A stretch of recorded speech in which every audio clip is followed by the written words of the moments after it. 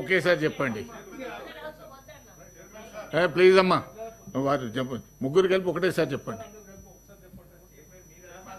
కానీ చైర్మన్ గారు అవకాశం ఇచ్చినారు సార్ మాట్లాడమంటారా మీరు ఇప్పుడు వారిని తీసుకున్న తర్వాత ముగ్గురు ఒకటేసారి చెప్పండి సార్ కైండ్ రిక్వెస్ట్ ప్రభుత్వానికి ఏంటంటే సార్ ఇవాళ సపరేట్గా బీసీ సబ్జెక్ట్ మీద సభ పెడతామని నిన్నటి నుంచి మీడియాలో చెప్పడం జరిగింది. అంతకుముందు గౌరవనీయులు ఉత్తమ్ కుమార్ రెడ్డి గారు కమిటీకి చైర్మన్గా ఉన్నారు కాబట్టి వారు కొంత డేటా బయట పెట్టడం జరిగింది సార్. అయితే మేము అనుకున్నది ఏంటంటే ఉత్తమ్ కుమార్ రెడ్డి గారు డేటా బయట పెట్టారు. ఈరోజు అసెంబ్లీలో ఆ డేటాతోని ప్రభుత్వం ఏం చేయబోతుందనే ప్లాన్ ఆఫ్ యాక్షన్ ఇస్తామని అనుకున్నాం సార్.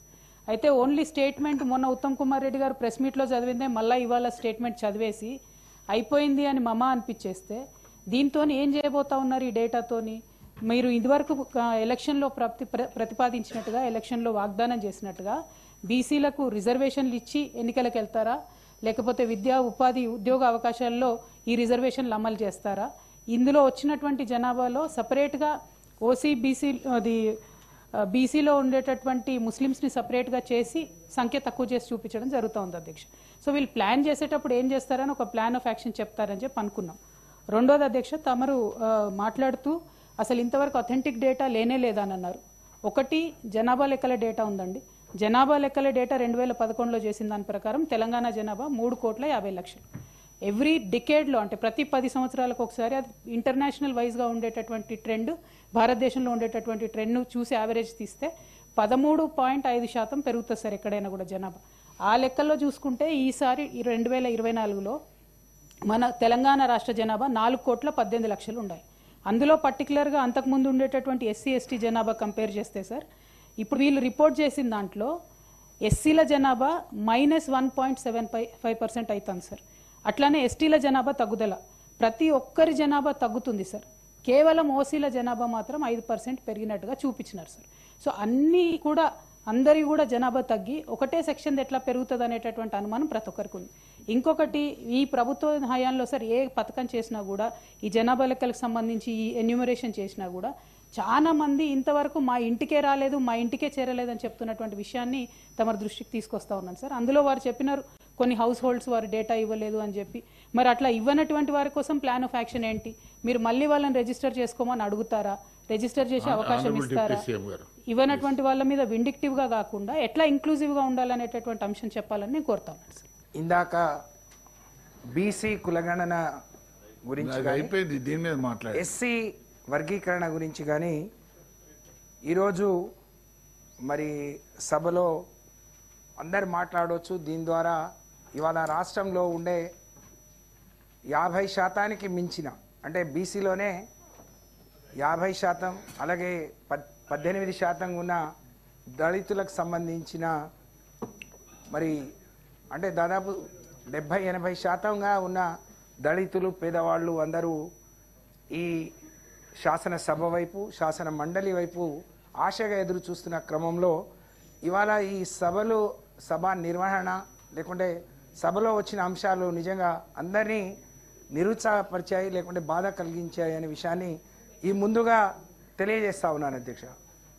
నిజంగా ఈ విధంగా ఇందాక చాలా పెద్ద అంశం అధ్యక్ష. ఇవాళ బీసీ కులగణన జరిగి ఆ రోజు కాంగ్రెస్ పార్టీ అధికారంలోకి రావడానికి వాళ్లకు అన్ని విధాలుగా 42% రిజర్వేషన్ ఇస్తాం, పొడిగిస్తాము ఉన్న అంటే సుప్రీంకోర్టు సంబంధించి ఏదైతే నిబంధన ఉందో 50% మించకూడదు అని దాన్ని అవసరమైతే సవరించి ఆర్డినెన్స్ తీసుకొచ్చి దాన్ని పెంచుతామని, అలాగే రిజర్వేషన్కు లోబడే అందులోనే రిజర్వేషన్లో రిజర్వేషన్ ఈ వర్గీకరణకు ఈ పార్టీ అనుకూలంగా ఉంది. దానికే మొదటి ప్రాధాన్యతని ఎన్నికల్లో వాళ్ళు చెప్పినట్టు ఇవాళే జరిగిపోతుందని చాలా ఆశగా ఎదురు చూస్తుండే అధ్యక్ష. కానీ ఒక చిన్న నివేదిక సభ ముందుంచి ఈ ప్రభుత్వం చేతులు దులుపుకున్నట్టుగా కనిపిస్తూ ఉంది. నిజంగా ఇది చాలా బాధాకరం.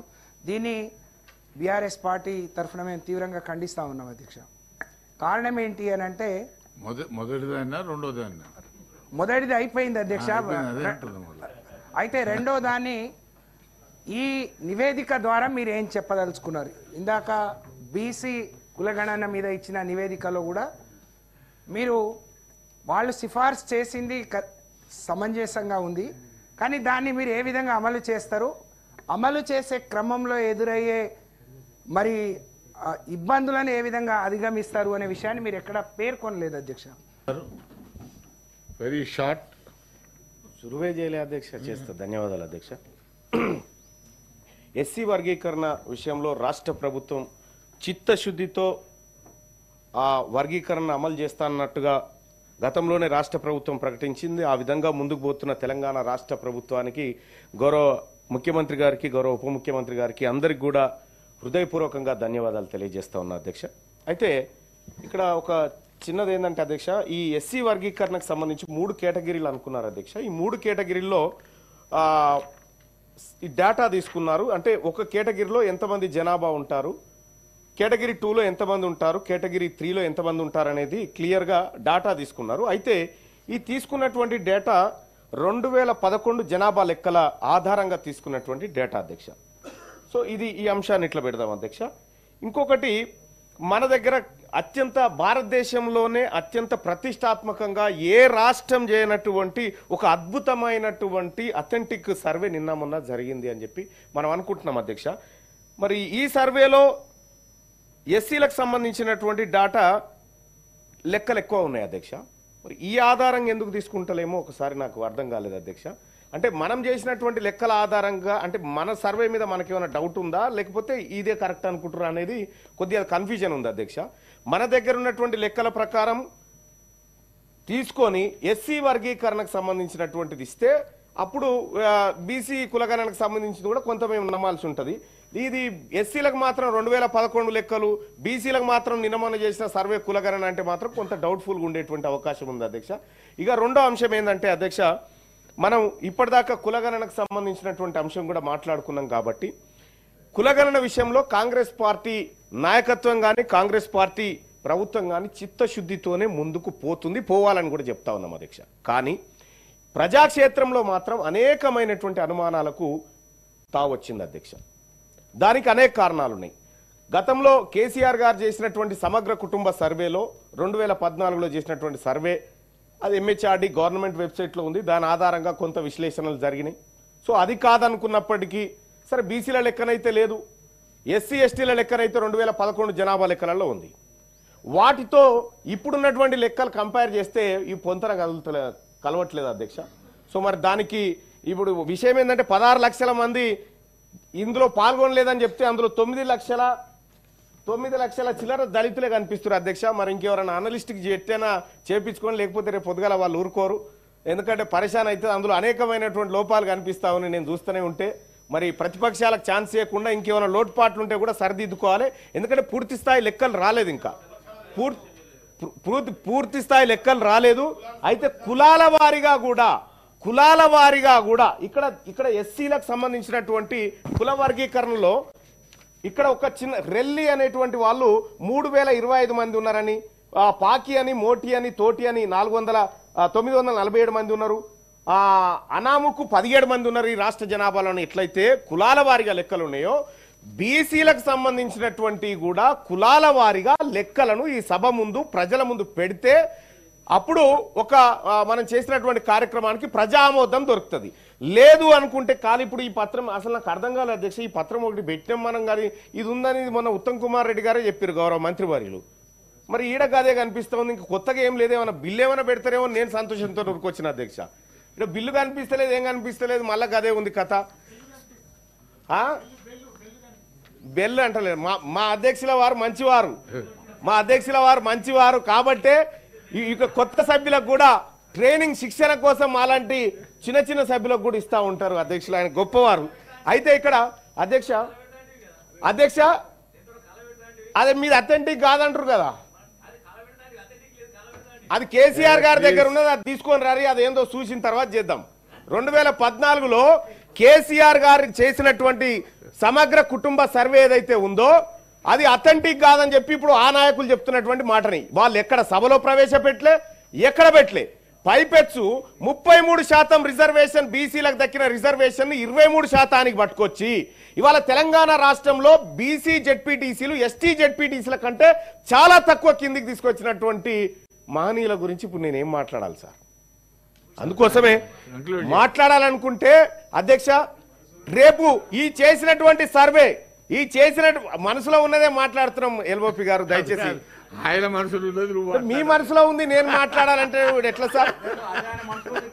ఇప్పుడు నేను ఏమంటున్నాను సార్, కనీసం తెలంగాణ రాష్ట్రంలో అధ్యక్ష సమగ్ర కుటుంబ సర్వే చేసినటువంటి వాళ్ళు తెలంగాణ రాష్ట్రంలో పందులు ఎన్నున్నాయో చెప్పారు కానీ బీసీలు ఎంత మందిరో చెప్పలేదు అధ్యక్ష. ఇప్పటి వరకు పందులు ఎన్నున్నాయో చెప్పారు కానీ ఈ రాష్ట్రంలో కుక్కలు ఎన్నున్నాయి నక్కలు ఎన్నున్నాయో లెక్కలు చెప్పినటువంటి వాళ్ళు ఇవాళ కాంగ్రెస్ పార్టీ ప్రభుత్వం బీసీల లెక్కలను తీసుకొచ్చి మా ముంగడ పెడతా ఉంటే పాపం ఆపోజిషన్ లో ఉన్నటువంటి నాయకులు తీన్మార్ మల్లన్న గారు కూడా ఎస్ నా ప్రభుత్వాన్ని నేను స్వేచ్ఛగా అడుగుతా ఉన్నా 2011 లెక్కలు ఎస్సీ వర్గీకరణ కోసం తాజాగా బీసీల కోసం ఈ లెక్కలు ఎందుకు తీసుకుంటున్నారని నా ప్రభుత్వాన్ని నేను అడుగుతా ఉన్నా. నా ప్రభుత్వానికే మనం చేసిన సర్వే మీద నమ్మకం ఉందా లేదా అనేటువంటి విషయాన్ని స్పష్టంగా అడుగుతా ఉన్నా. సరే ఇక్కడ మనం గమనించాల్సినటువంటి అంశాన్ని ఒకసారి చూస్తే అధ్యక్ష ఇవాళ బీసీలకు సంబంధించి కేవలం సర్వే చేసినాం మా దగ్గర లెక్క ఉంది ఆ లెక్క ఆధారంగా మేము చేసుకుంటూ పోతామంటే కుదరదు అధ్యక్ష. ఈ బీసీలో ఉన్నటువంటి దాదాపు 135 కులాల వారీగా లెక్క, గ్రామాల వారీగా లెక్క, వార్డుల వారీగా లెక్క మా ముందుంచాల్సినటువంటి అవసరం ఉంది అధ్యక్ష. మనం కూడా ప్రభుత్వం కూడా ఏదైతే 3.1% ఏదో మిస్ అయింది ఆ మిస్ అయింది కంప్లీట్ చేస్తేనే ఇది స్పష్టమైన దేశానికి ఆదర్శవంతమైన సర్వే అవుతుంది. అది వదిలిపెట్టినామంటే అది స్పష్టత లేదు, అది ఏమీ లేకుండా పోతుంది. కాబట్టి ఆ మిగతా వాటి కోసం కూడా రాష్ట్ర ప్రభుత్వం చర్యలు తీసుకోవాలి. సో నేను కూడా రిక్వెస్ట్ చేస్తా ఉన్నా మీ నాయకుడిని సభకు పట్టుకరాకపోయినా పర్వాలేదు సర్వేలో నన్ను పాల్గొనవలసిందిగా మీ నాయకుడిని మీరు చెప్పాల్సిందిగా మేము కోరుతా ఉన్నాం.